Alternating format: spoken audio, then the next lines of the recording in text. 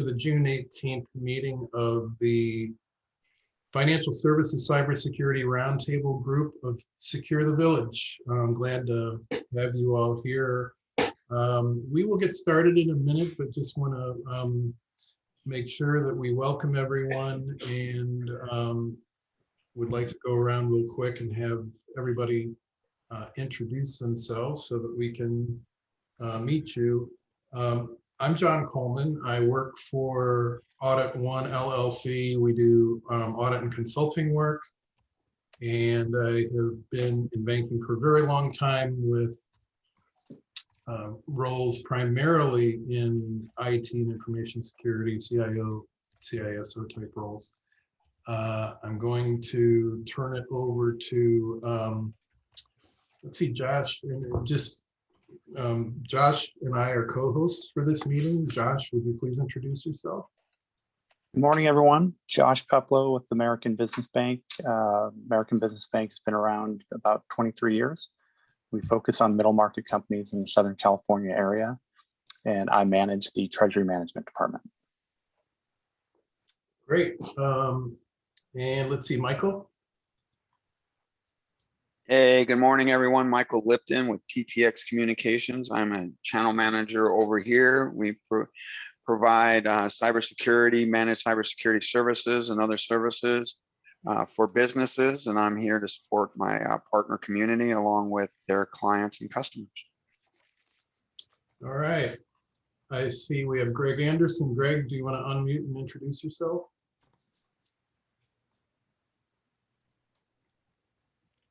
He might have stepped away. Mark Garcia, I see your picture. You want to say hello? Unmute first. Yes. Good morning, everyone. Happy to be here. Mark Garcia. I am a marketing and client development and public relations consultant. And my interest in cybersecurity deepens with every passing day. And so welcome. All right. And let's try Isaiah next. Good morning, Isaiah. Hey, good morning, everyone. My name is Isaiah Ortega. I work as a Chief Information Officer and Information Security Officer for Sentinel Bank of Taos in northern New Mexico. Angel Reyes, our CEO, invited me to this, and we worked with Ray. Thank you, Ray. How are you doing? Right. Nice. So thank you for the invitation. Beautiful. Great, Isaiah, welcome. Spread the word. You know, if you are part of any sort of a kitchen cabinet of CIOs, CISOs, tell them about us and share. We will all share our email addresses and contact information. If you'll do the same, we can make sure you get on our mailing list, and then you can in turn forward information to other folks. Good. Well, thank you. Great. Let's see, we've got Manaf Razak. Do you want to introduce yourself? Hi. First time I'm joining, so I currently work in Hoag Hospital, basically healthcare industry, manage high trust and most of the policy procedures. I've been here about 2 years and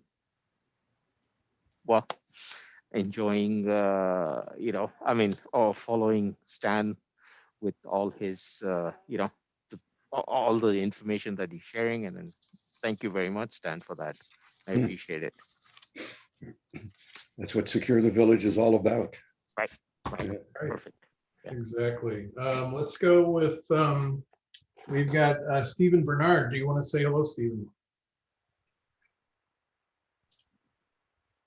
Yes, thank you for the invite today. Glad to join this group.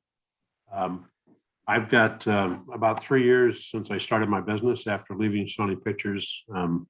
And I do global security consulting, and I find myself doing more and more cyber related stuff today than ever before, as I'm sure most of you do. So I look forward to hearing more today. Thanks for the invite, Sam. Of course. Yes. All right, really good. And then we have Ed Morales. Hey, Ed, good morning. You want to say hello? Sure. Good morning, everyone. Yes, Ed Morales. I am the ISO over at Royal Business Bank here in Los Angeles. Great. Greg, don't know if you are there or not, but I'll give you another chance to introduce yourself. Greg Anderson. Okay, no problem. We will go ahead. Now, what I did want to mention is that you can go to the chat box in the bottom of the screen, and what we'll have everyone do is if you could just do a chat message to everyone with your name, title, and contact. We can make sure that we can all stay in touch. Stan's going to talk a little bit about our other groups, and we have groups called troikas where we get together and talk about different areas of focus on cybersecurity. So I'll turn it over to him in just a second. I do want to reiterate that Financial Services Cybersecurity Roundtable meets the third Friday of every month at 8:30. And we are focused on financial services, but it's interesting, you know, the difference between, for example, you know, the cybersecurity concerns and requirements between, say, healthcare, which is a very heavily regulated industry, and financial services is quite similar.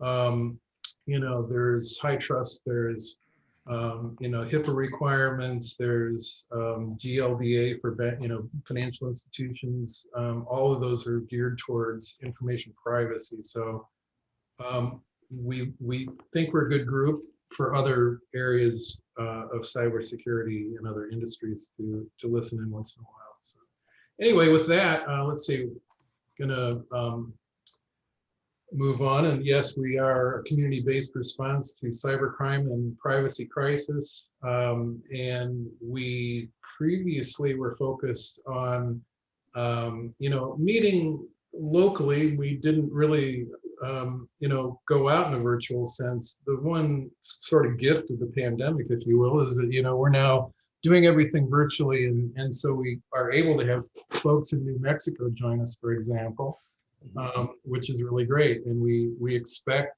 with our efforts over some time here, we're going to continue to see people join in. We had a gentleman at our last meeting from Ireland who was with us. Yeah, so anyway, the goal is to turn people and organizations into cyber guardians from the boardroom to the living room. You guys are all part of that. You know, until awareness and understanding of the risk is really prevalent, you know, the defense and protection capabilities won't be as effective. So we're here to try to help spread that word. With that, I'm going to turn it over to Mr. Ray Adler. He's with BTI Growth Advisors. They sponsor our meeting, and he's going to talk a few minutes about BTI. Yep. Take it away, Ray. Well, good morning, everybody, and happy advanced Father's Day to all the fathers on the call. I hope you all have a great Sunday with your families. So my name is Ray Adler. I've had my own consulting company for 27 years. The name is BTI Growth Advisors. For the first 7 years, I worked in a myriad of different industries, but the last 20 I've worked in the financial services and banking industry, where I've helped improve the performance of a couple hundred leadership and sales teams. And so I consider my firm to be a business accelerator and coaching firm. And I provide not just financial institutions, but small to middle market companies with a proven process and simple set of tools that help businesses to become more efficient, effective, productive, and profitable. That process is known as EOS, which stands for Entrepreneurial Operating System. Just curious if any of you guys heard of that. Raise your hand if you have EOS. Couple.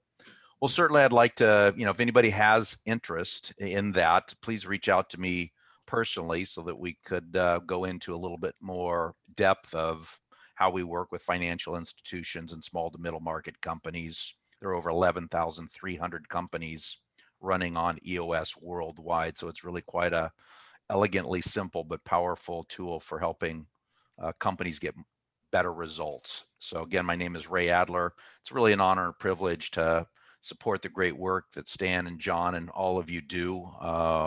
It's more important now than ever, and so excited to see Sentinel Bank of Taos present. They're a former client and friends of mine, and just great to have representation, and hope we get more banks to show up here. So thank you for the time and opportunity.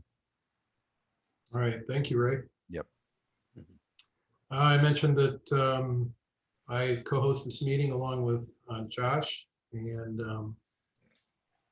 so that's really where our agenda is for today. We've walked through part of it. I'm now going to turn it over to Stan so that he can, talk to us about not only his presentation, but the other groups and the troikas that we have. And Stan, I don't know if you want to do that following your presentation or now. Well, first, thanks, John, and I'll just jump in and do that now. Welcome, everybody. I'm so glad you joined us today, all of us. And Ray, as always, just totally grateful for your support. And I mean, we're seeing the output of it, or the value of it in part. Isaiah, it's a pleasure to meet you.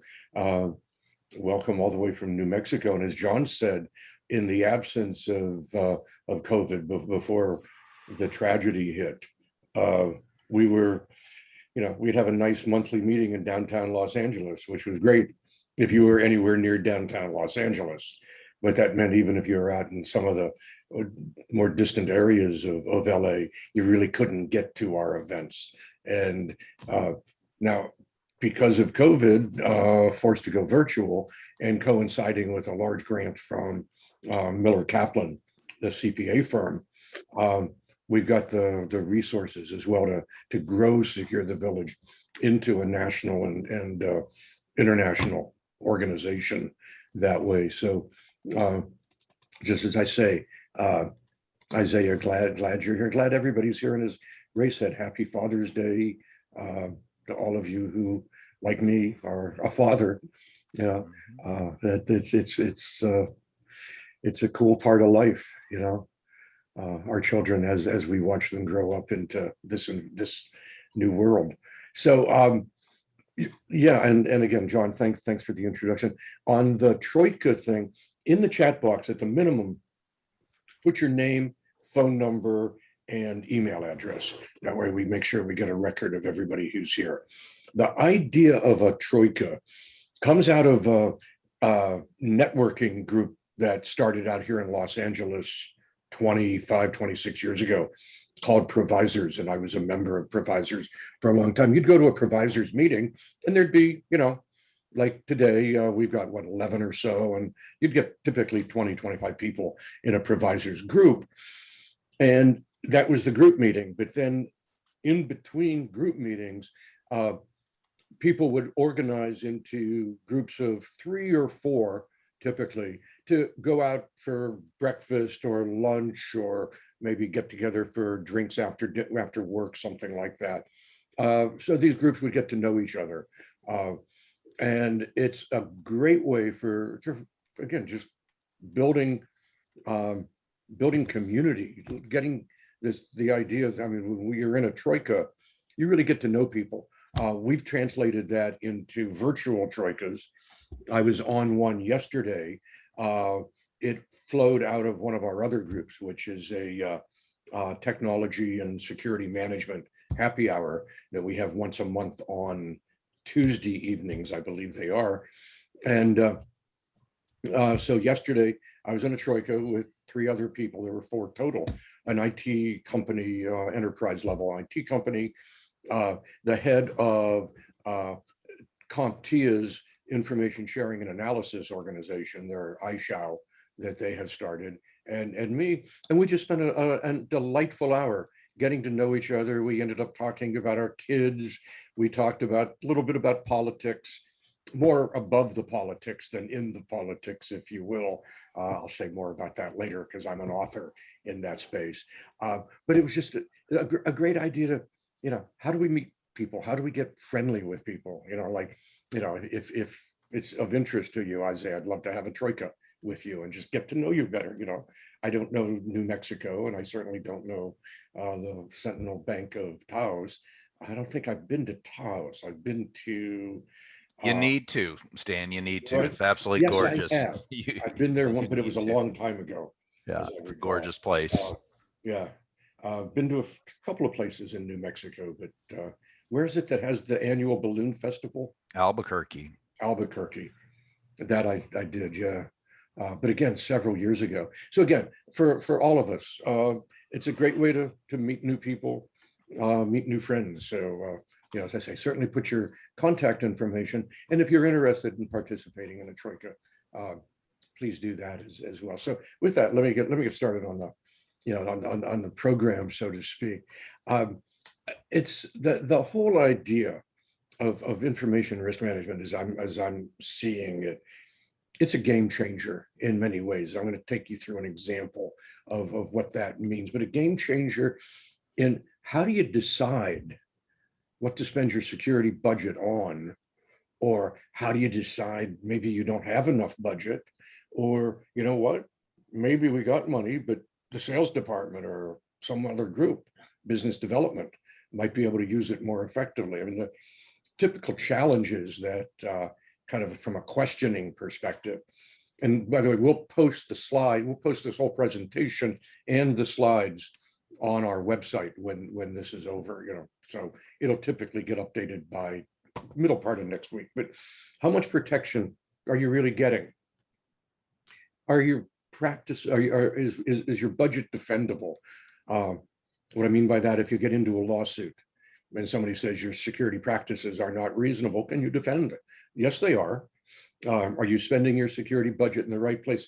If I gave you another $10,000, where's the most effective place to put it? Okay, that's a reasonable question, I would think. I mean, Ray, I'm looking at you as I ask the question. You're not a security person, but the question makes sense. You don't need to be a security person to understand the meaning of the question that way. I got X dollars, where do I spend it? And compared to other places to put money, as I said, where's the right place to put it? Those are some of the questions that we're able to provide semi-quantitative answers to. And I say semi, you'll see what I mean by that as we get into the details of it.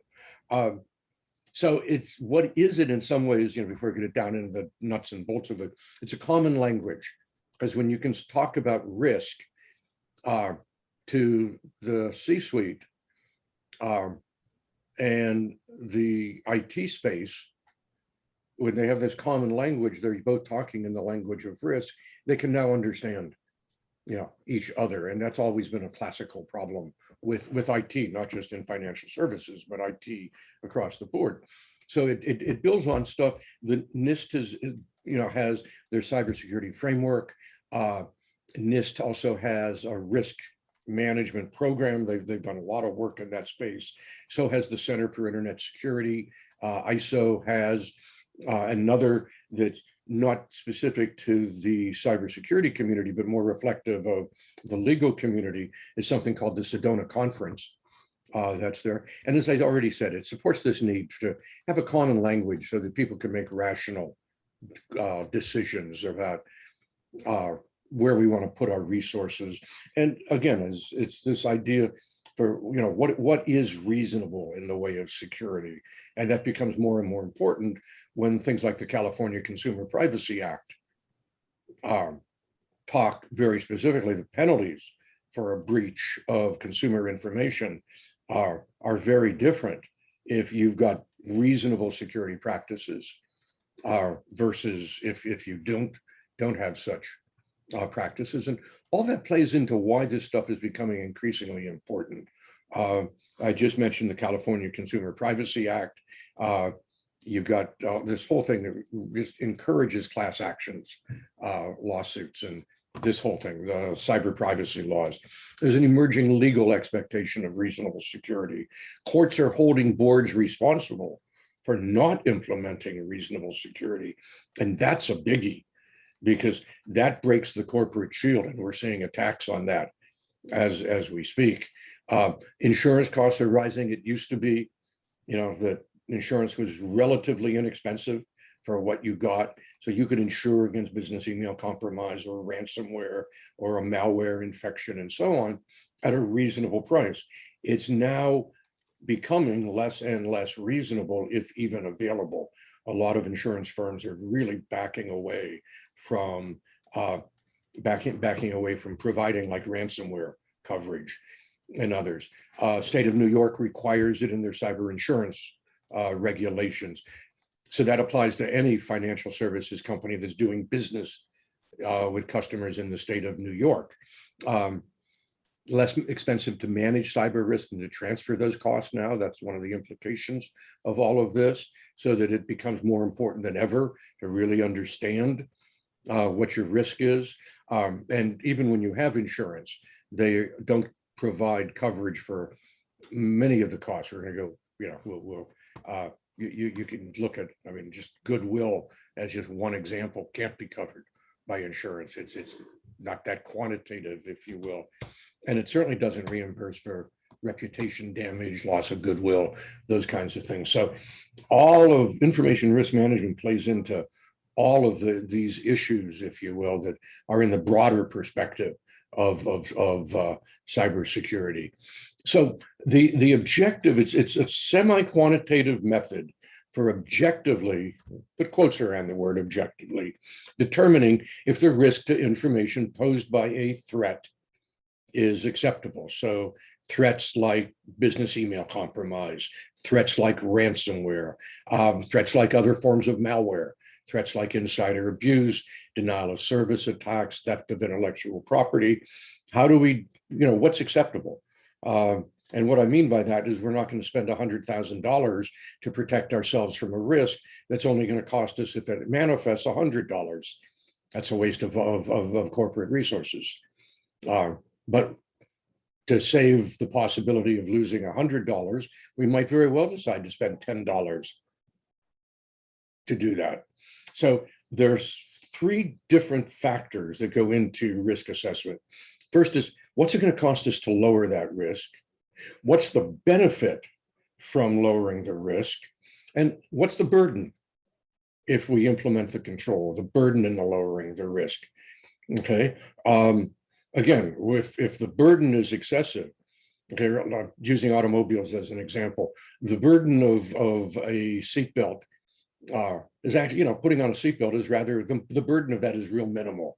I remember, I'm old enough to remember back when seatbelts weren't standard, there's a lot of arguments and, well, nobody's going to make me wear a seatbelt, that kind of thing. But the burden, it's a tiny burden, considering that it has the opportunity to save your life. So we look at burden, and ultimately the equation on the upper right here, that the risk from a threat, that is the risk from business email compromise, for example, what's the likelihood of that threat manifesting? And if it manifests, how likely, what's the impact of that? So we could have, for example, for business email compromise, that the likelihood of that threat manifesting depends on your defenses. It could be high likelihood, somebody gets an email, they click on that email, it installs malware on their desktop. Let me change that as an example. We'll stay with business email compromise. They click, they receive an email. The email says wire $100,000 to this bank account, and the likelihood of that happening is going to be a function of what are the defenses. Did our spam filters block it, and so on and so on.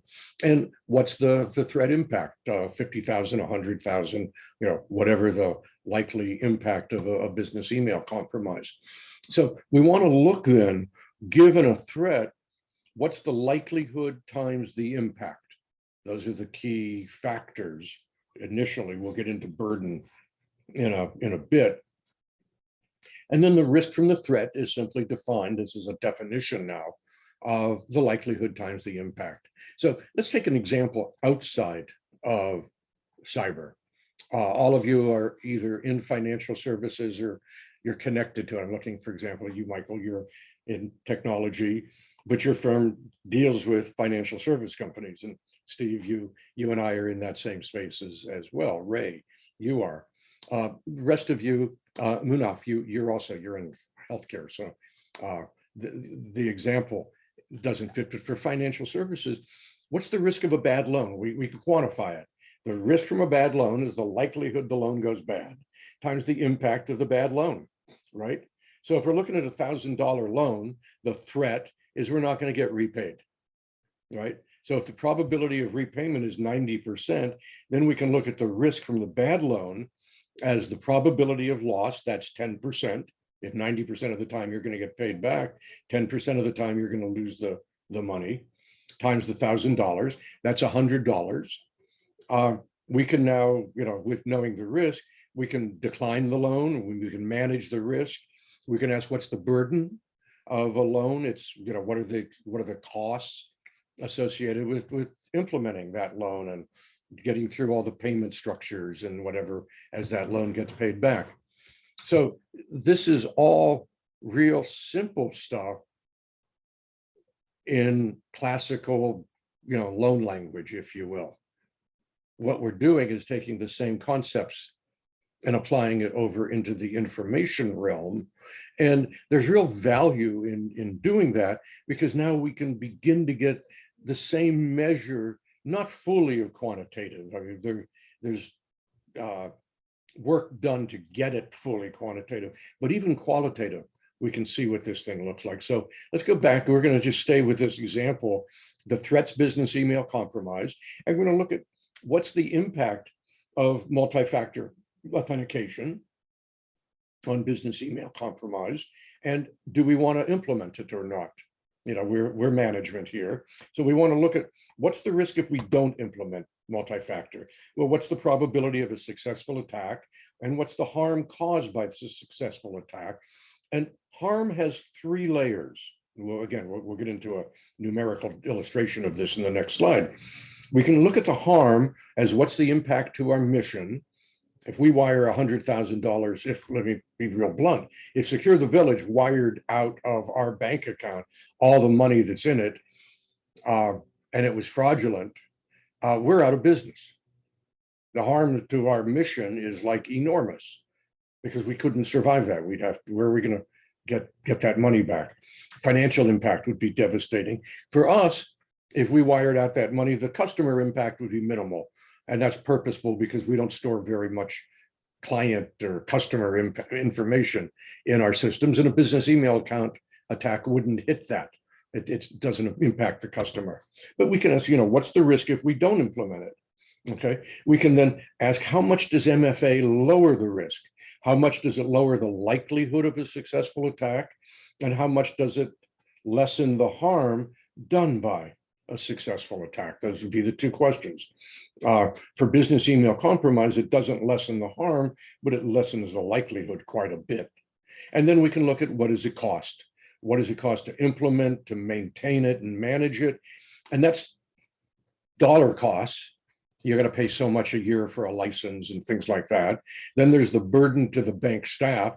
Every time I log in, I got to pick up my phone and go check the MFA and enter that number in. So it costs me, let's say 30 seconds. But if you've got 1,000 people, that's 500 minutes a day.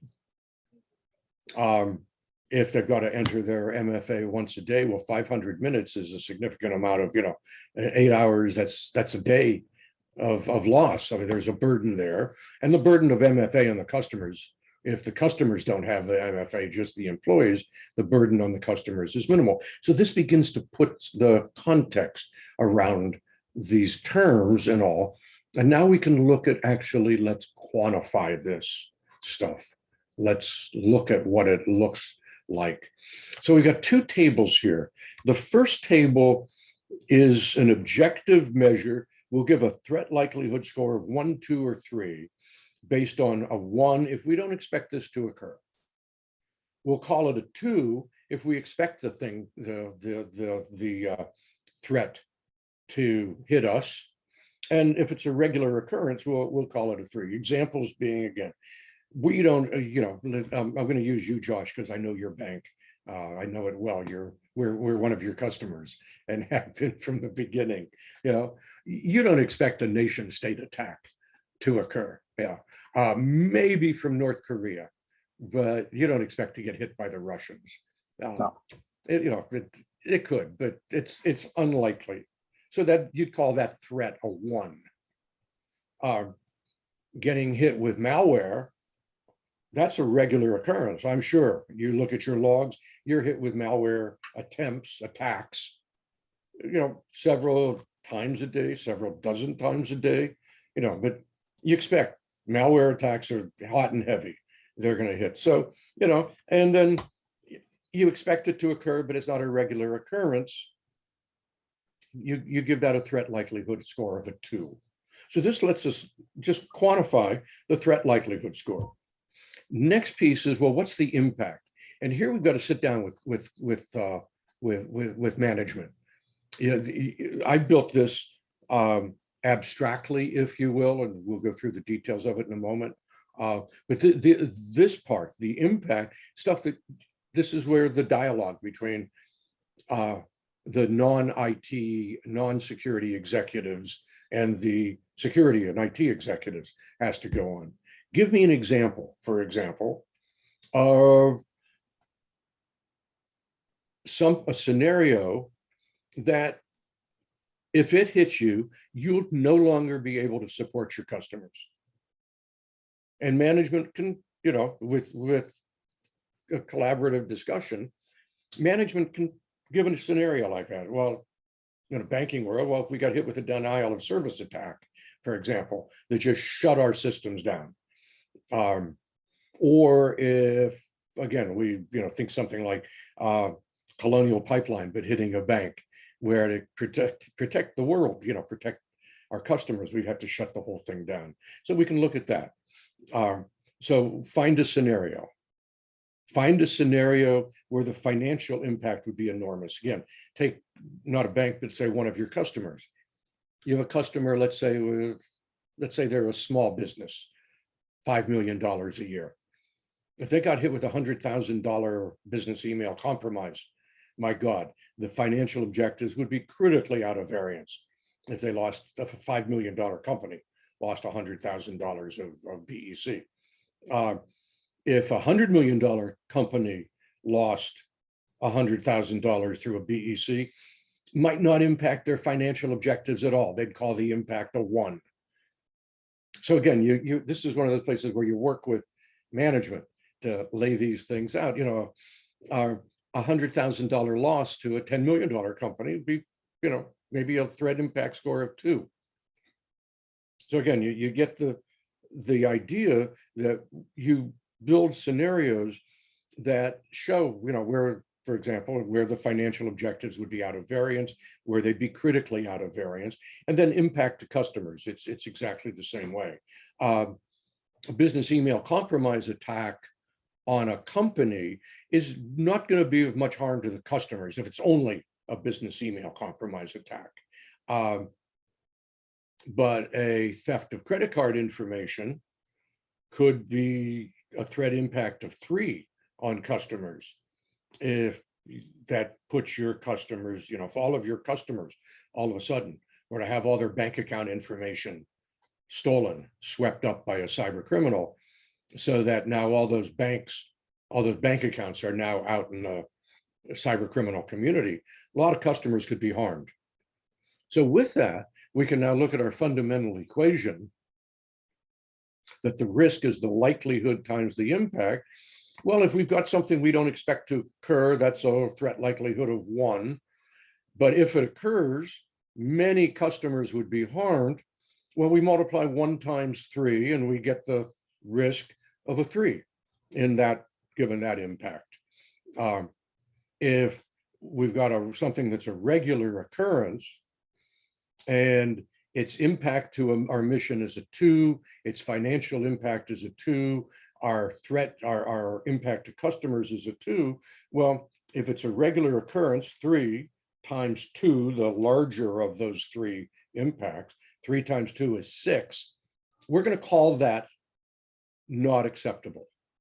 In other words, just the way we've laid this out, And again, we still need these scenarios. That's the place where management's got to get involved. But once we lay this out, we can say that management will accept a threat if it's, will not accept a threat, excuse me, if it's expected to occur or it's a regular occurrence and its impact is meaningful. In other words, multiply the threat likelihood, 1, 2, or 3, times the maximum of the threat impact scores across the impact to mission, impact to financial, impact to customers.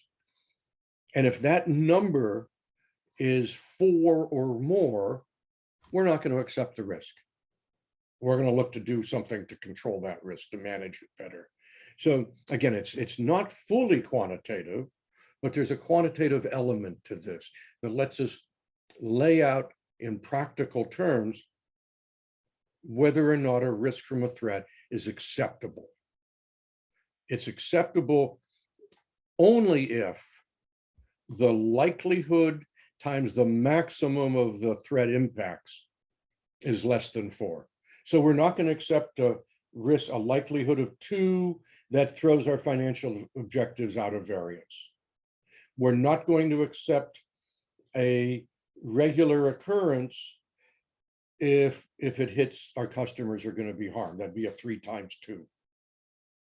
We will accept, okay, if something we expect to occur, but if it occurs, we're going to still be able to support our customers. Our financial objectives will still be on target, and there'll be no harm to customers. We can accept that risk because 3 times the maximum of those, which is 1, 3 times 1 is less than 4.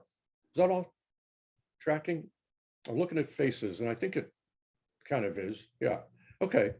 So that's this idea of qualitatively approximating it. And now, so again, let's go back to our business email compromise. And let's have a hypothesis that multi-factor authentication lowers the likelihood of a phishing attack that causes business email compromise. In other words, a successful attack. Let's say it succeeds by upwards of 80%. Okay, I made that up. But the point being that, and why is that? Because it's harder to break into the hack the email accounts if we've got multi-factor authentication. So you might get an email from a fraudulent email from Bob at something or other that changed my bank account, business email compromise kind of thing. But you won't get it from inside the company, Bob, saying if it looks like it's from the president and you've got multi-factor authentication, it is from the president. Your ability to hack the president's email is lower if you've got multi-factor authentication. So the BEC likelihood without MFA, it's expected. I think we can all agree in today's world, we're expecting business email compromise attacks. The impact is also serious because it would have a large financial impact on us. So the BEC risk without MFA is 2 times 2 is 4. That's not acceptable. Now we put MFA on. Now we lower the likelihood from expected to not expected. The seriousness doesn't change. If BEC hits us with or without multi-factor authentication, if we've lost the money, we've lost the money.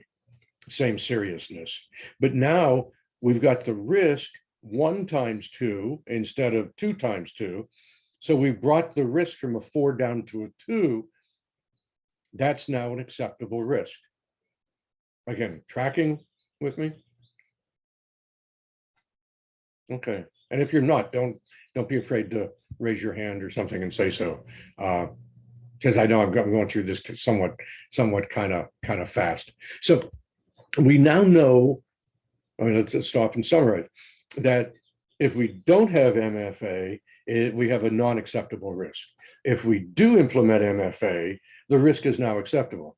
That still doesn't tell us, should we implement MFA? If MFA were going to cost us $100,000 a person, that'd be a no-brainer. Of course, we're not going to implement MFA. We can't afford it. But the reality is that MFA costs us like typically $2 a person a head in an Office 365 shop. At least that's the last time I looked. That's what it was running. So that gets us to the whole question of burden. So again, use the same mechanism. We'll have a burden score of 1, 2, or 3. There's a productivity burden and a financial burden. We'll call the burden a 1 if those are both low. We'll call them a 2 if either of them is medium. We'll call it a high if either of those is high. If there's a high productivity and a low financial burden, still gives us a high burden. We just take the maximum of those. So now with this, we could now, let me go back to this. We'll go back to that one in a moment. If the cost to implement is less than $2 a month, so now we're here we are. Burden, the cost to implement is low. The reduction is the 1. The reduction of the risk is 2. Remember? The risk was 4 without MFA. The risk is 2 with MFA. So we've reduced the risk by 2. So it costs us less to implement than the amount of reduction we're going to get. We're going to get more reduction for our dollar than it's costing us. That's what the implementation cost is, less than the risk reduction. And in that sense, and we'll go back to the slide in just a moment, in that sense, it's unreasonable not to implement it. It's not going to cost us very much to implement, so we should. And if we go back to the slide I slipped over, I had them in the wrong order. This whole idea of what's it cost to implement versus how much risk reduction we're actually going to get is being baked into the law. That's this slide. The whole idea from the California Consumer Privacy Act that if in the absence of having a control, harm has happened, people have been damaged, you now have to ask, well, should that control have been implemented? Would it have been reasonable? And the whole basis of this, there's a study, and I've got the references in a moment or two. The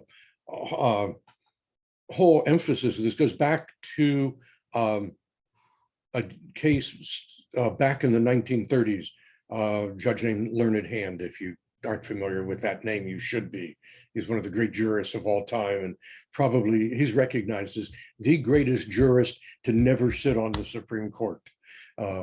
He was an appeals court justice in the New York City area, up in that part. But he basically said, okay, you gotta, if the harm to others is X, okay, and you don't spend enough money to protect them,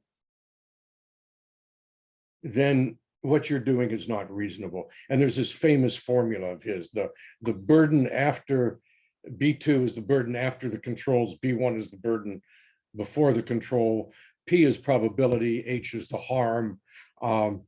And he not mathematician, but quite brilliant, put down this equation that has stood the test of time. I mean, it's like 80 years old now, 70 years old. And the basic idea that security is not reasonable if the money you're spending to protect is less than the likely harm to others, you haven't spent enough money yet.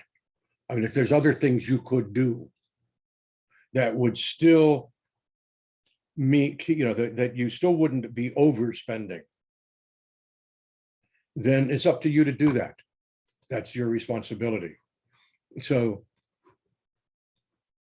with that, we go back to here. That's why I said it's unreasonable not to implement. The cost, the burden, the cost to implement is so small relative to the harm that would be caused by not doing it. So that's the basic example of, we've done this for our clients across a whole host of risks of various threats that they're under: business email compromise, ransomware, other kinds of malware, and so on. And it's the Center for Internet Security has some examples of it. But ultimately, it's the quantitative way of handling this. Should we spend more money? Should we not spend more money? And that gets, this is a summary chart. Basically combines those first two charts that I had at the very beginning. I mean, it's just common language. It's a Rosetta Stone. How many of you know what the Rosetta Stone is? I've actually seen it in the British Museum. It was a little piece of tablet that was found, God, I'm not sure how long ago it was found, but on the same tablet are things written in Aramaic, hieroglyphics, and Greek. And having those three having the same thing written in those three languages gave linguists the first opportunity to translate those three languages into each other, so that we could translate hieroglyphics, we could translate Aramaic, because we already knew how to translate Greek. So the Rosetta Stone becomes that. Okay, here it is. It's cross-translational. So that's why I'm calling it a Rosetta Stone. But it answers all of these questions that we've got. I'm going to stop here. I'm going to jump over to Michael, your question, because I think it's really right spot on. Why don't you bring us into what's your thought here? Thank you, Stan. And this is an awesome presentation. So my question was, how much more of a risk reduction would there be to the businesses if they also implemented ongoing security awareness training? I know this is something that you do at Miller Kaplan that you offer. It's something certainly that we offer as a standalone product. Is ongoing, not just a one-time, hey, take this training and then 3 months later they forget what they were trained on, but actual ongoing monthly training where they're getting sent phishing emails, to see if they're clicking on stuff and whatnot that they're not supposed to be clicking on, that kind of thing. And how much of a reduction in this scale with adding that to the MFA help? And that's very cost effective. I don't know what you guys charge, but we're very inexpensive. So it meets that mathematical equation of cost versus risk, Yeah, no, and that's a good question, because I mean, ultimately, I don't have a chart for this. I could go dig one out, but I don't think it's time effective to do it. The MITRE Corporation has put together something called the MITRE Attack Framework, which looks at techniques and tools and practices, TTPs, of cyber criminals from the time they first do their surveillance. So let's say I want to break into your bank, Josh. I don't like the way you're treating my money. I want to go break in and steal your stuff. So the first thing I'm going to do is go to LinkedIn and look up American Business Bank. Right? I'm going to do that kind of reconnaissance and find out who the players are, Leon and you, and so on. And ultimately, I'm going to send an email, phishing attack or something like that. Ultimately, I'm going to get in, and now I'm going to try to move laterally. And so you can look across the TTP. I don't know, MITRE's got like 16 of them, and look for each tool, technique, and practice, there will be the likelihood of breaking through that particular barrier. So when you look at training, what you're looking at is that very front end. That particular technique. Let's send a phishing attack, phishing emails to our people. So the quality of, or let's say the impact, if you're doing training, would certainly move you from a threat impact score, whatever your threat impact score, without it would improve it. How much it would improve it and things like that depend very much on what are the actual scenarios here. This is where you got to get management involved. Under what scenario are you not able to fully support some of your customers, and then look at what's the ability of training to impact that scenario, so that if the threat happens, its impact isn't a 2, but is instead of 1. So nominally, I mean, I'm going to say, you're going to reduce the threat impact score. You're going to lower the impact by having training because the attack will be less likely to succeed. How much it will is going to be situational. Again, it's going to depend on if you've got, let's say you're running all of the NSA's tools. Give you another example, another way to say this. If you're running all the NSA defense tools that they've got, and you've got full network surveillance, and you've got a SOC, and you're running tools like Darktrace and all these network intelligence, machine learning kinds of stuff. So your defenses are up to here. Now the impact of, okay, let's add another training program, may move it up a little bit. But if you're a normal business and here's your base, you can't afford Darktrace or machine learning network tools, you can't afford a SOC. So your baseline's down here, and now you add awareness training, you're going to improve Exactly. your impact significantly. So there's no, and even with the MFA example that I used, I purposefully skirted over this subtlety, but it plays into that. You can't look just at the one particular control, but that control in the context of all the other controls that you have. Does that make sense, Michael?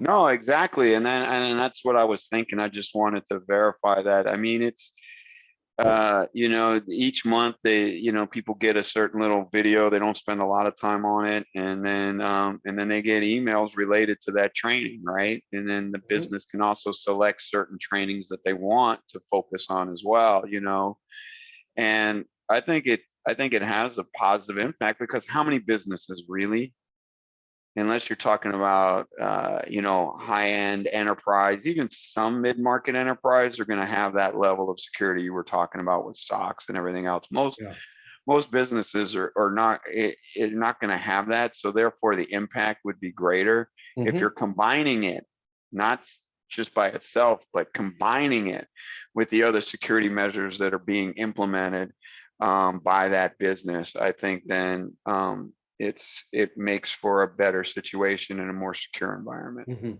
Yeah. And again, in the context of all the set of controls collectively, and in the context of what the actual scenarios are that management has said, okay, I mean, and again, the easiest one to name is the financial, yes, we could accept a $50,000 BEC loss, no, we can't accept 100,000, Well, when you're talking about Microsoft 365, you should also, I would actually go with the level of license that gives you I don't have it, it's right on the tip of my tongue, but it's the type of service that it's going to check with you before it sends that kind of email out.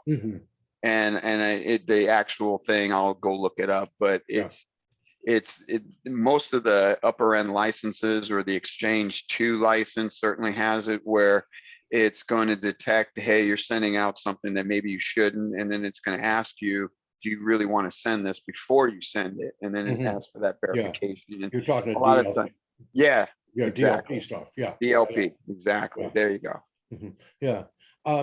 So and in fact, the financial people here, I mean, Isaiah and John and all, Josh, do your compliance requirements require that you have a SOC or your information flow through a security operations center like that? I don't think so, but I'm not a financial services person. John, when you go do audits, are you looking for SOCs? Not per se. What we're looking for are, adequacy of security monitoring, the adequacy of, the tools that they have in place. They can be managed internally, not in a true SOC environment, and it can still be acceptable. Anytime we see an organization, and bear in mind that, I'm right now dealing mostly with smaller community banks. So, what makes us feel, I I guess, better is when we see organizations. A hybrid approach is often very good. So, have a managed security service that can really give you the 24/7 coverage, monitor your environment, alert you when something's going on, but also, have, and Ed's a really good, we should have Ed Morales if he's still on, sort of chime in on this. I don't think he is. But they run tools in-house I'm familiar with. And we think that, in their case, and we've done some work there, that, they've got a really good 1-2 punch. Mm-hmm. Yeah. Yeah. Isaiah, what size is your bank? Are you more what's called a community bank that way, or are you bigger? Yeah, we're we're a $380 million bank these days. Community bank focused, community bank, and so we heavily rely on our vendors to serve the needs of our community bank. And so certainly SOCs are not typically, when I have a conversation with an examiner or our auditors, they're not looking for us to have a SOC, but they want to have a conversation with us around all of those controls. And if we do not house the data in our data center, then they do expect us to have an understanding of our outsourced vendors' security controls. And if they have SOCs, type 1, type 2, any of that, third-party review, they want us to know that we understand our part and we understand their part of the responsibility. Exactly. I'd be curious to know if there's a similar sort of ecosystem for smaller healthcare providers. I don't know if Munaf, you still have your ears on, but could you comment on that? I do. Well, I guess in the healthcare, it's mainly again driven by high trust, where it goes down to really, I think the focus is a lot over emergency operation response, and then focuses on security controls. I feel there's a little immaturity towards risk assessments, business impact assessments that you see in the financial sector. That's kind of been my response. I mean, I used to be a Bank of America employee, and kind of shifted to healthcare. So this is kind of what I've seen. I think we dig a lot into security controls, and specifically because there's a whole set of devices that are needed to be managed. So it's vendor management, it's device management, and then security controls more than focused around risk. That's kind of my thought process. Yeah, just to cap that off, I think any business should be thinking creatively. I mean, most businesses, unless you're a tech company, their core competencies aren't IT and information security. So if you're not regularly at least conferring with third parties and using them to some degree, unless you're a really big business like a Bank of America, chances are you're not getting the best of both worlds. You're totally right, John. Totally right. Yeah, Mark. Yeah, unmute. Apologies. I have a question. Either from Stan's company or any others who are involved in this space, but I see from week to week a lot of technologies that are discussed, and I'm wondering, are there techniques in the way of organizational behavioral modification to keep people on their toes? For example, it was mentioned earlier that some of these awareness training programs are done sporadically, and I guess everyone clicks some sort of an acknowledgement, like sexual harassment training. But are there some kind of like diagnostics that are also run kind of like sporadically to see, is the average user now more aware and doesn't click through on a potential malware link, we're basically, because you're an employee, you have to respond to company email. And so, basically you can start testing people either at random or at certain levels of the organization to see just to what degree people's susceptibility have changed. Yeah, we certainly do that. And I think, Michael, you probably do as well. We have, we call it phishing defense training. So on periodic bases, and how frequently depends very much on the client, situational that way. But we will send an email out to either the whole company, the whole client's company, or a department or whatever, with a phishing attack, a simulated phishing attack. It'll be, click this link for your free Amazon gift card. It could be IT is having problems and we need you to reset your password. We've got, I don't know, a couple of hundred of these templates. And so what we do was when we send them out on a regular basis, we're able to now look at, oh, Sally's a problem. She's always clicking on the links. So let's go talk to Sally. Or Jennifer, wow, she's a star. She hadn't clicked on one of these things. Let's go, reward her. Let's give her a real Amazon gift card, that sort of thing. So at the individual level, we're getting that data. And then on the broader perspective, we're looking at, okay, last time we sent out a phishing attack, 23% of the people clicked on the link. This time we sent it out, 18% of the people clicked on the link. That lowered it by 5. Once you get enough of these, and it's hard to get enough to get real statistical meaning here, because you got to be doing this for a couple of years to where the data makes sense. But once you get enough data, you can tell, oh, here we are, it was 23% last time, it's now fallen to 18%. To what extent is that falling due to people better getting it, or did we send an easier test out this time? Or if the numbers were reversed, was the test, harder? So more people would have clicked on it. So you're able to, in some measure, calibrate. Well, I'm just thinking this in terms of the expected value illustration that was the heart of your presentation, but the expected value of reduction can be quantified by exercises like that. Proving out the expected value of not having lost. That's the place where I don't know if KnowBe4 has that data and makes it public.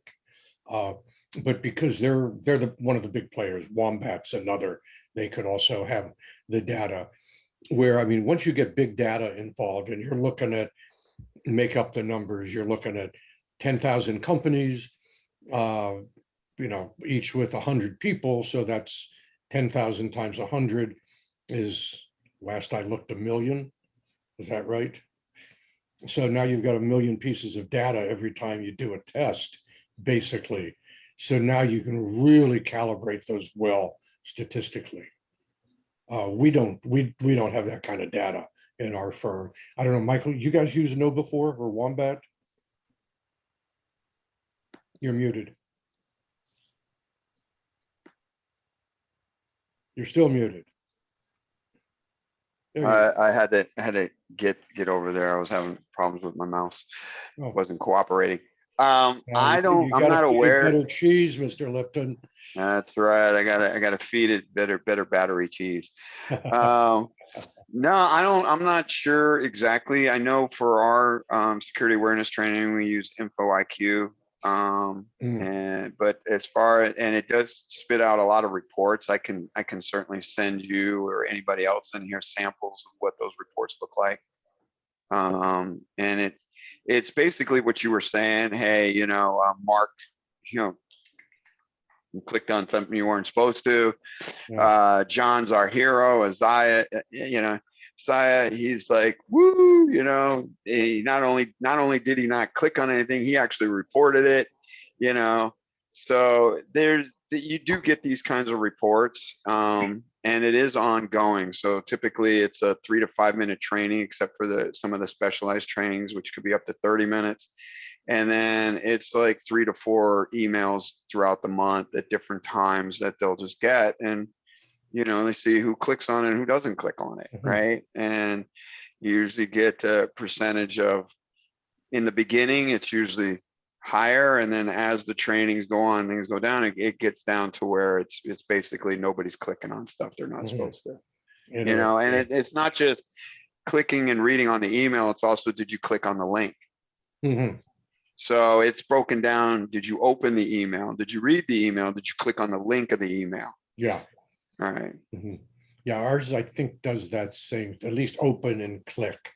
It's got those two aspects of it as well. The other thing that we'll do, and this gets into the burden versus the value, we view it as minimal burden and high value. We'll organize focus groups after we do a training, and we'll take a group of people that failed the test and a group of people who passed the test, typically 10 to 15. When you get more than 15, you got too many people. And Kimberly Pease, my partner who does the piece of the work, will get into a meeting, and now virtual. We've done them in physical space as well in the past. And she'll have just an open discussion with people. What made you suspicious that you didn't click the link? Why weren't you suspicious? What did you fail to see? And just part of this, I think, is Kim's magic, with all due respects to, she excels at creating a safe space for people to be open about what they did and why. And in that safe space, real learning goes on. So people who might have clicked that link last time are now, we can show, far less likely to click that link in the future, because they've had that dialogue. It's not just the 5 or 10 minute or 30 minute program. It's not just the phishing attack, but it's that conversation. And in some ways, that conversation is the critical thing of all of this. Yeah. So Absolutely. Yeah. I know, Josh, you guys do phishing attacks regularly, don't you? We do. I just actually had an email last night that was phishing, that looked like it was from our IT department. And it was pretty good, but I didn't click on anything. Yeah. Well, Isaiah, you guys do them? This year we started the Know Before platform that you mentioned. And for two reasons. You had that calculator earlier on kind of the cost to benefit analysis for some of these awareness tools and services. And I will tell you, we used to do an annual or biannual phishing test. And then I was the trainer for those, remedial trainer, we used to call them the clickers. And I think Know Before calls them the clickers. And they do this beautiful thing that automates the training. They have a really good training platform, but they do this thing that helps me out. If someone clicks on a link, it immediately tells them afterwards saying, hey, this was Isaiah. He's not being deceitful, but you're part of the clickers group. And so you're going to take some remedial training for the next couple of days. And then with that, they get dropped out of that group. And so I've been really impressed with their technology. And their pricing model was per user, and a much better pricing model than the companies I had been using for, IT audits and such. Commonly couple a security phishing test or social assessments. And I find them to be quite expensive for a small community bank of our size. We've got 50 employees, and certainly all of them are important and need to be tooled up. But, it was becoming a very expensive event-based cost. And now when it's moved to this subscription-based model that I can control the tests, I feel like I have a bit more of a handle around the awareness here. Yeah, that's good. We looked at Know Before. I like the Know Before, but as a consultant vendor, for us, the way our business model is, it wasn't cost effective to bring it in. So we've been using things from Phishing Box they have a tool, and we find it very, very good. But as I said, when we looked at alternatives, I had KnowBe4 been cost effective, I think we would have had a tough management decision as to what to do. Given that KnowBe4 wasn't cost effective, it was the no-brainer just to stay with PhishingBox at that time. They're good. They do what we need them to do. And like what you're saying, as soon as somebody clicks on the link, they're taken to a special page that every attack has that we build. It has two things on it. One, the instruction, the information, this was a test and blah, blah, blah. But we also learned very early on to put on it, this was a test, don't tell anybody. Keep this private, don't share it. Early on, this goes back a lot of years, we sent out a test, and in the first 5 minutes, somebody got it and says, this is bogus, and sent an email to the entire company that don't click on the link. And while we like to see that aggressiveness, it really interfered with the quality of the test. So we've learned over that. Munaf, you guys, how's you must be doing also some kind of phishing attack.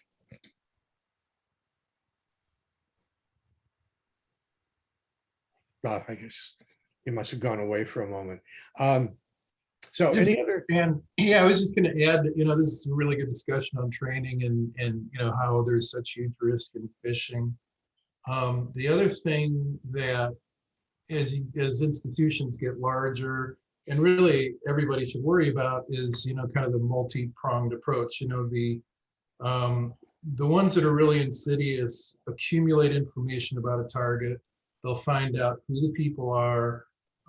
They will, we had a situation, at the last bank that I was at where we think that an employee was perhaps involved with an outside person or organization to orchestrate, a fraud. The thing that, in addition to doing phishing tests, we would regularly do phishing tests where we would call employees and start asking them for information that they really shouldn't be providing. That should be a part of regular audits. If you're having, information security audits, include that in the scope, and typically it doesn't add much to the price. And the other thing is training employees on physical security and, making sure that they understand that, and in the headquarters, in branches, they're trained about, security of the facility, nobody gets behind the teller line, cameras are working, all those kinds of things. In corporate headquarters in larger facilities, they get lax. They don't really think about it. They've got, maybe security doors coming in and out with a key card, but they don't worry about people piggybacking in behind them so much or things like that. Sensitive waste, having shred bins for sensitive documents, not leaving stuff on copiers. So clean desk policy, all those things together minimize the risk that somebody can start gaining information about the organization and have enough to put two and two together to find a way in. Munaf, he direct chatted me. He had to get on another call. I think he had to jump on another call. That's why he wasn't responding. But one of the things I would say is John's absolutely correct. But the other thing, because I remember, a while back we had some people on that were talking about, how people walk around with their badges fully exposed, and there's people out there taking pictures and scanning these badges, and that's where it gets lax. It's not just when you talk about physical security, it's not just in the facility. I think it was the FBI that was on here was talking about it, or it was the person that was, on the black site side of it, giving us the info that you remember, Stan, I think John, you were there too, where they were talking about, these people walking around and they got their badges hanging from their hips or everything. It's fully exposed that people can just, and then now we have access into that corporate HQ and go anywhere we want because now we've copied those badges, right? So I think there's a lot of different aspects of it. And one of my in another meeting I was in, somebody brought in that they were at a conference involving the LA Sheriff's Department, who was suggesting that, out of office responses, those auto out of office responses now lend towards Beck emails, because the criminal now knows, hey, John's out on vacation, so I'm going to send Josh an email from John, or say, hey, John's on vacation. He asked me to reach out to you to send me this money. And it may not be such a good idea to have those auto out of offices going, because the scam emails that are coming in are, boom, they're getting those automatically back. You don't have a chance to scrub what it is. And now, how compromised are you by that? So it's another aspect that I was actually, somebody made me aware of, and I was like, I don't do that, but I'm not going to do it going forward either. Right. Yeah. Yeah. You actually remind me, Michael, that back, and this was in the 1980s when I was in the aerospace. I was just starting out in security, and had a top secret clearance.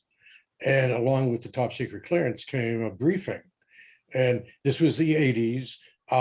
The real threats were, there was no internet yet. There's the ARPANET, but the internet had not yet come into full flower. So the major concerns were spies.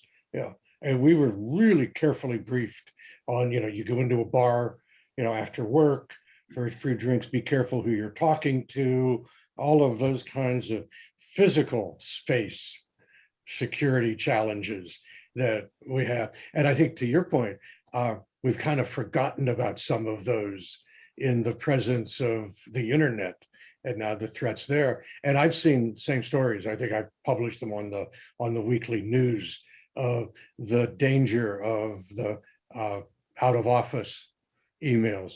And I think you can set up, you'll know this, Michael, I think more than I do, maybe the others, but I think you can set up your out of office message to only go to people in your address book, which makes it as an easier, a safer out of office. Yeah, and I don't know exactly how to set that up, but that's a good question. I'm going to ask, can I have my out of office be just for internal and necessarily external?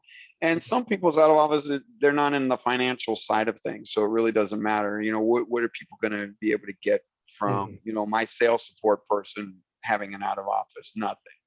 But people under the CFO and the financial side of the house, absolutely. Those people should never have an out of office on. Anybody that has anything to do with money or the security of the business should never have an out of office on. I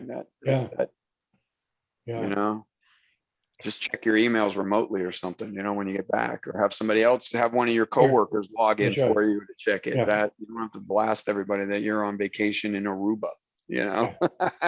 Or have a standard, person, when Michael's out of the office, his emails get forwarded to John. When John's out of the office, his emails get forwarded to Michael. Yeah, exactly. Yeah. Any more thoughts on this? We're coming up to the end of the hour. I would have stopped sharing. John, would you put your slides back on? Yes. I don't have a copy of your slides. Get to the right page here. Share my screen.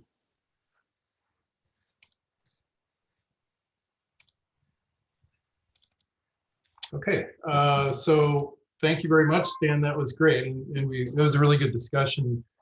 Towards the end there, it's really helpful to hear other people's ideas and thoughts and what they're doing. Here I was thinking KnowBe4 was not too badly priced, and I'm hearing, and it's been a while, so I'm hearing that there are definitely some other alternatives. So that was good information. So just briefly here, this is the regular meetings that we hold at SecureTheVillage, Security and Privacy Leadership Team, second Tuesday of every month at 12:30. Information Security Management Webinar, second Thursday of every month at 10 a.m.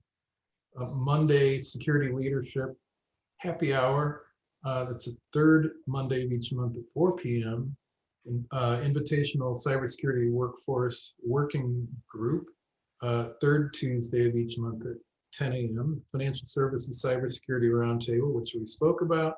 Technology and Security Management Happy Hour, fourth Tuesday of each month at 4 p.m. And then there's a group that really is focused on, for individuals and, families that meets periodically. It's not a regularly scheduled meeting, but it is, it's very worthwhile.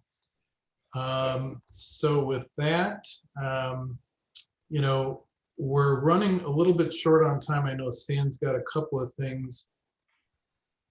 Go ahead, Stan. I was just going to say, the next financial services meeting, which is July 16th, we've got a woman named Dawn Yankelov, who does policy work in financial services. So we're going to have a look at evolving cybersecurity policies for financial institutions in July. Dawn comes to us through the Cyber Readiness Institute. She and I are both on the Small Business Advisory Council of the Cyber Readiness Institute. And if you don't know the Cyber Readiness Institute, take a look at it. They're a strategic partner of SecureTheVillage this way, and they really do great work. How was the meeting? How was it? Particularly, the newer people.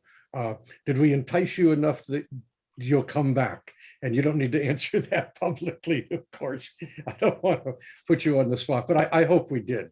Our objective is just these kind of, we want to make them fun and interesting, but also and also intellectually meaty at the same time. It's that combination of, our people doing good and having fun and learning tough stuff this way. So how was it, and how could we do better? That's, when I was a kid, I'd get a 93 in a test, and I wasn't concerned about the 93% I got right.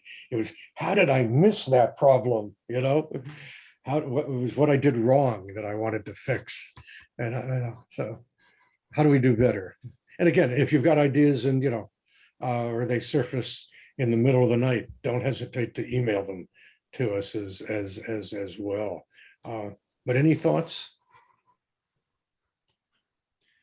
I'll go real quickly because I do have a hard stop at 11 my time here, Mountain Time. But thank you for the invitation. I know Ray Adler, he's someone that we work with, we partner with on some other levels. And so it was an invitation through him from our CEO to me. And so I appreciate you spending the time. Stan, great presentation. I deal with the business impact analysis and risk assessment for security, CATs, such of that nature for our institution, and your ability to boil it down into some simple to understand numbers.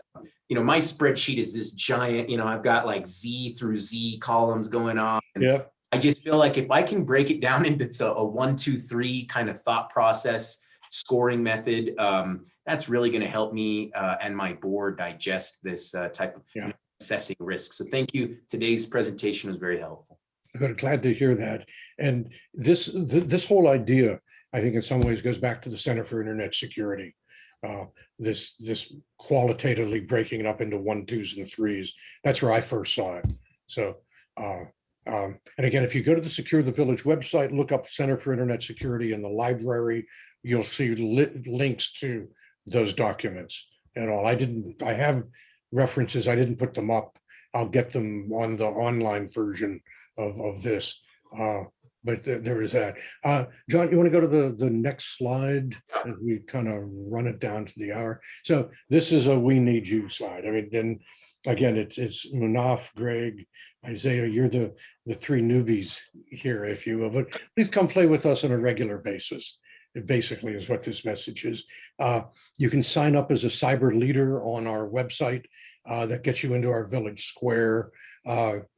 It's free, no charge, but this way you're part of the community. And part of our concept is to build community and all. Once you're in as a cyber leader, if you have events, like I know Josh will regularly, their bank does events for consumers, their customers out there, and we're happy to promote those on our website as well, posting to our library. If you've got FFIEC documents or other things that you think, hey, They really should be in our library.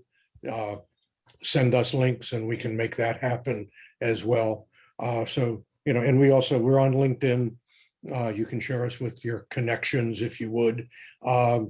And it doesn't say it here, but if you're an Amazon user, you can sign up for SecureTheVillage to be, they have this nonprofit donation program. So I think we got like $65 last year from donations that various people made to SecureTheVillage to do that. Next one's John. You got one more page, right? Is there, I think, one page or not? Is this? Yes, my favorite quote of this kind of thing. That this is not stuff that's going to happen. Cybersecurity, a secure global village. It's going to happen because we've made it happen, and that's ultimately what we're about. Is making this stuff happen. Good. Getting people together that way. Yeah, Manaf. Yeah, you. Yeah. No. Perfect. I think. Yeah. Honored to be here. Nice to meet everyone that's on the call. And then yes, I'm looking forward to growing this. And as you said, I'll keep sharing it on LinkedIn. That's kind of where I'm active, and hope this grows further. Yeah, as you said, this is a great initiative. Thank you. Great. Well, thank you. Thank you as well, Manaf. And just a shout out to, I'm also the author of a book called The Agnostic Patriot, A Citizen Searches for the Soul of America. It's a series of essays I started writing back after 9/11. So it's almost 20 years worth of essays I collected together. It's not right, left, Democrat, Republican, pro this, anti that. I try to be up above that battle.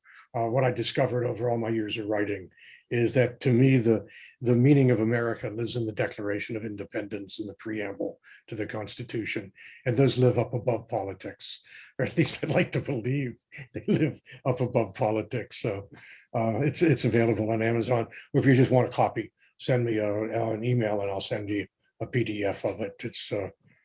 It's available to anybody who wants it. That way, I know a lot of you've read it.